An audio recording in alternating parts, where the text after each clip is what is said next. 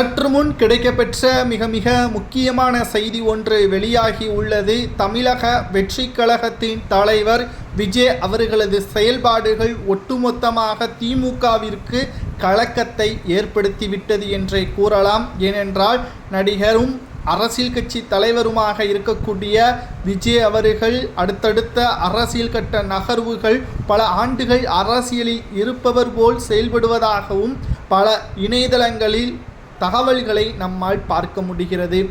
குறிப்பாக தளபதி விஜய் அவர்கள் அரசியலில் வந்ததற்கு பிறகு ஏன் இவர் அரசியலுக்கு வருகிறார் என்ற பல்வேறு கேள்விகளையும் எழுப்பினார்கள். ஆனால் இப்பொழுது அவர்களை தங்களது கட்சியில் கூட்டணிக்கு வந்தால் நாங்கள் அவர்களை சிவப்பு கம்பளத்தில் வரவேற்போம் என்று கூறும் வகையில் அமைந்துவிட்டது. ஏனென்றால் விஜய் அவர்களது செல்வாக்கும் வளர்ச்சியும் நிச்சயமாக மிகப்பெரிய அளவில் உயர்ந்து உள்ளது என்பதை நாம் மறுக்க முடியாது.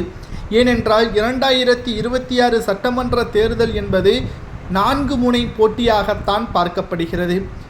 திராவிட முன்னேற்றக் கழகத்தின் கூட்டணி ஒரு பக்கம் என்றால் அதிமுகவின் கூட்டணி மறுபக்கம் மற்றும் தமிழக வெற்றி கழகம், அது மட்டுமல்லாமல் நாம் தமிழர், இந்த 4 கட்சிகளும் 2026 சட்டமன்ற தேர்தலில் போட்டியிடுவதால் இதுவரை நடந்த தேர்தலை விட இந்த தேர்தலில் ஓட்டுக்களது சதவீதம் மாறும்.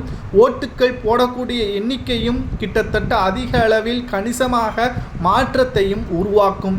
2026 சட்டமன்ற தேர்தலில் தலைவர் விஜய் அவர்களுக்கு அடிக்கக்கூடிய அதிர்ஷ்டம் என்பது எந்த அளவிற்கு இருக்கிறது என்றால், எம்ஜிஆர் அவர்களுக்கு எப்படி வரவேற்பு இருந்ததோ, திமுகவில் இருந்து விலகி அதிமுக என்ற கட்சியை உருவாக்கியதற்கு பிறகு முதல் சட்டமன்ற தேர்தலிலேயே வெற்றியடைந்தார். அதேபோல்தான் விஜய் அவர்களுக்கும் நிச்சயமாக வரவேற்பு என்பது அதிக அளவில் இருப்பதை கூட்டணிக்கு வாருங்கள் என்று பல கட்சிகள் கூப்பிடுவதை பார்க்கும் பொழுதே தெரிய வருகிறது.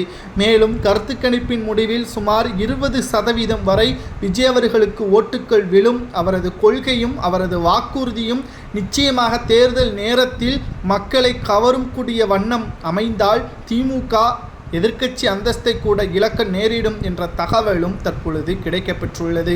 உங்களது கருத்துக்களை கூறுங்கள். நீங்கள் விஜய் அவர்களுக்கு ஓட்டுக்களை செலுத்துவீர்களா அல்லது உங்களது ஆதரவு எந்த கட்சிக்கு என்பதை மட்டும் மறக்காமல் கமெண்ட் வாயிலாக கூறி லைக் மற்றும் சப்ஸ்கிரைப் பண்ணிருங்க.